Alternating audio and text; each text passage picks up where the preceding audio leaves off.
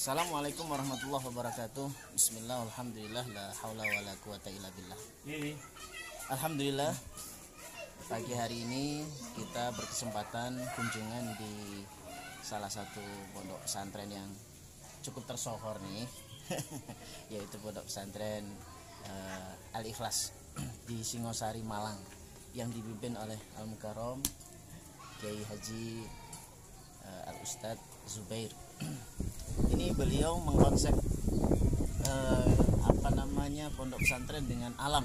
Tadi sempat ngobrol, dibuat sesuai dengan lingkungan yang asri, alami, supaya mengurangi stres. Nah, Masya Allah. Ini para sahabat subscriber semua, para sahabat semua yang dirahmati Allah, kita akan mendengar kultum atau bahkan lebih boleh lah kultum atau kul jam boleh juga. Beliau tentang konsep ini yang tadi sempat beliau sampaikan, ada sisi-sisi ilmiah dan bahkan sudah ada riset tadi katanya, termasuk betul-betul nyata bisa menurunkan stres. Nah, oleh karena itu sahabat semua, karena memang kita juga di dalam kesehatan itu 80% mental, 80% emosional. Jadi kalau bahagia, insya Allah imunitasnya akan naik. Nah, sekarang kita akan mendengar petuah atau nasihat beliau, apa yang kemudian beliau pahami, bahkan kemudian terapkan di pondok pesantren ini untuk, Masya Allah indahnya, ini ada burung-burung, ada ayam, ada beberapa binatang yang lain, termasuk tumbuhan-tumbuhan. Ini bonsai, ini tadi sempat katanya mau dilelang juga. Ini Masya Allah indah sekali ya. Kita akan dengarkan beliau apa yang nantinya akan bisa kita petik dari nasihat beliau tentang masalah kaitan dengan kesehatan dan suasana lingkungan yang begitu asrinya ini. Langsung silakan Ustaz. Assalamualaikum warahmatullahi wabarakatuh. Waalaikumsalam warahmatullahi wabarakatuh. Alhamdulillah wassalatu wassalamu ala Rasulillah wala haula wala quwata illa billah wa ba'du.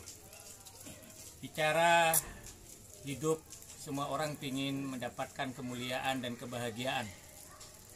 Hanya tidak semua manusia memiliki konsep tujuan hidup yang benar. Karena kalau hanya ingin hidup nyaman, itu hanya ada di rasa. Kalau ingin hanya hidup sehat, itu ada di fisik. Kalau ingin hidup itu tenang, itu hanya di pikiran. Tetapi kalau ingin hidup bahagia, itu ada di jiwa, ada di hati. Kenapa kita sering berdoa, Rabbana atina fid dunya hasanah wa fil akhirati hasanah wa qina adzabannar. Di dunia hanya minta satu, hidup yang hasanah, yang baik, yang bahagia. Di akhirat dua, bahagia akhirat, dijauhkan api neraka. Kenapa hidup kita nggak pernah bahagia? Sedangkan kita minta doa ini bahagia. Bahkan doa ini seringkali dibaca oleh Rasulullah SAW di antara rukain, dua rukun, yakni rukun Yamani dengan Hajar Aswad. Ini menunjukkan bahwa penting menjadi orang hidup bahagia. Pertanyaannya, kenapa hidup ini tidak pernah bahagia? Kemungkinan pandangan mata kita tidak mampu membuat kita bahagia. Telinga kita yang mendengar sesuatu yang tidak membuat kita bahagia. Tangan kita tidak bisa memberikan orang sesuatu yang membuat orang lain bahagia. Bahagia. Tempat-tempat yang membuat kita malah tidak tenang. Lebih-lebih hati ini. Kadang-kadang kita lebih suudon, merasa lebih soleh, merasa lebih kaya, merasa lebih hebat, merasa lebih alim. Sesungguhnya hati-hati ini yang membuat tidak bahagia. Nah, bicara bahagia, ada sedikit 3 konsep, ya. Kiai Haji Allah yarham Abina Kiai Haji Muhammad Maksum pernah memberikan nasihat kepada para santri-santrinya, anak-anak ideologisnya. Beliau menyampaikan, ketika ada orang sakit, untuk menanggung sebuah kebahagiaan hidup itu adalah dengan 3 is. Yang pertama adalah medis. Ini penting. Kalau sakit, pusing, datang ke dokter. Kalau Anda kejiwaannya bermasalah, kena sihir, datang ke ahli ruqyah. Atau Anda berkonsultasi dengan para ulama, dengan asatidz. Kalau Anda kakinya patah, atau Anda punya masalah di peredaran darah, jika pakai fasdu atau pakai hijamah, itu adalah bagian dari pengobatan untuk sehat. Yang kedua adalah psikis. Untuk membangun kesehatan mental, fisik itu harus psikis dibangun. Artinya apa? Keinginan untuk sehat itu harus ada. Jangan kita karena sakit dikit langsung banyak berkeluh kesah. Ini akan malah membuat kita tambah sakit. Ketika kita sakit, jadikan itu sebagai jalan untuk menggugurkan setiap dosa. Ketika kita sakit, itu adalah sarana terbaik untuk kita lebih banyak meminta kepada Allah Subhanahu wa Ta'ala. Nah, yang ketiga adalah metafisis. Tentu yang mendatangkan penyakit Allah, yang mengangkat penyakit itu juga Allah, yang menciptakan, mengobati penyakit itu Allah.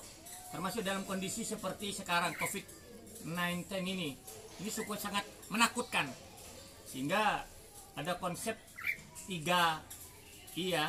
Jadi jaga iman, ya, imannya harus ditingkatkan. Jangan sampai kita lebih takut kepada corona daripada yang menciptakan corona. Yang kedua, tingkatkan imun, ya. Beli, sediakan di rumah, ya, herbal, ya, kemudian obat-obatan yang meningkatkan imunitas.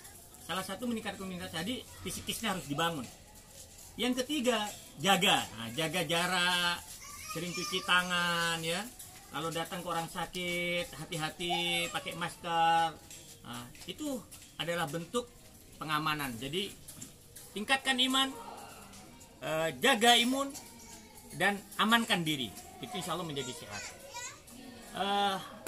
Ikhwafillah, kemudian bicara tadi kesehatan, ya. Saya hanya ingin mengingatkan terakhir untuk menjaga hidup pola sehat itu dengan 4P. Nah, 4P. Ya.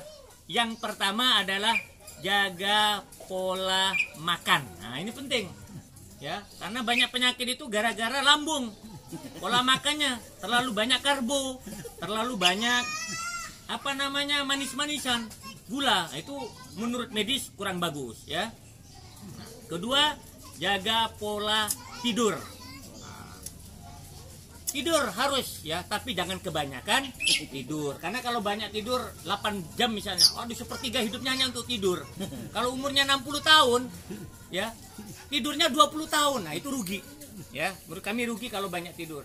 Tapi jangan sampai kurang tidur, maka akan mempengaruhi kesehatan. Jaga tidur ya sekitar lebih 4 jam lah. 4 jam sampai 5 jam. Sekarang saya begitu. Saya rasakan dengan tidur segitu saya sudah cukup. Ya. Sebelum duhur 1 jam, di malam harinya 3 atau 4 jam.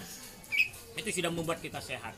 Ya, jaga pola tidur. Yang ketiga, pola pikir. Nah, berhidup ini berpikir, tapi jangan menempi dipikirin. Nah, gitu. Tetap rileks, ya, tapi serius.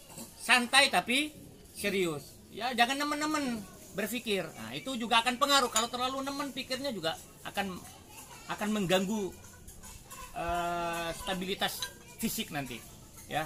Dan yang terakhir, nah ini juga diperhatikan nih, ya. Ojo aken pola. Nah, ini yang terakhir, ya. Ya, jaga pola makan, pola tidur, pola pikir, dan jangan kebanyakan pola. Nah, ini sudah punya uang dikit, sudah ini itu, gayanya macem-macem, sudah terkenal dikit, sudah sok jadi. Nah, ini membuat dirinya tidak nyaman hidupnya. Saya kira itu. Moga-moga bermanfaat yang sedikit ini.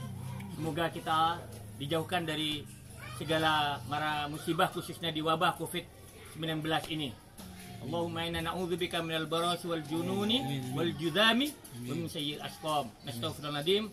Wassalamualaikum warahmatullahi wabarakatuh. Waalaikumsalam warahmatullahi wabarakatuh. Aduh.